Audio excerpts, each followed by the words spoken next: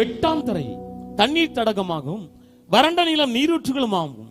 வலு சர்ப்பங்கள் தாபரித்து கிடந்த இடங்களிலே புல்லும் கொறுக்கையும் நாணலும் உண்டாகும். இதுவரை ஏன் ஒரு புல்லு கூட முளைக்கல அப்படின்னா அந்த இடத்துல எது தாபரித்து கிடக்கிறது சொல்லுங்க? வலு சர்ப்பங்கள். வலு சர்ப்பங்கள் தாபரித்து கிடந்த இடத்துல அவர் பதிலளிக்க நீதி சரி கட்டுதலை பண்ண வந்ததுக்கு அப்புறம் புல்லு முளைக்குமா? இப்போ ஒரு புல்லு கூட முளைக்காத இடம் யாருக்குங்க வேணும்?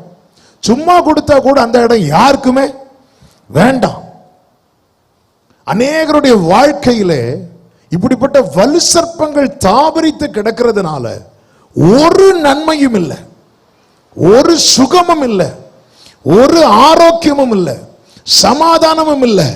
இந்த நிலையை மாற்ற அந்த சர்ப்பத்தை தம்முடைய பட்டயத்தால வெட்டி போட, சத்ருவின் தலையை நசுக்க, சத்துருக்களை முனையற்று போக பண்ண என் கர்த்தர் வருவார் நம்புறவங்க நல்ல கைகளை சட்டி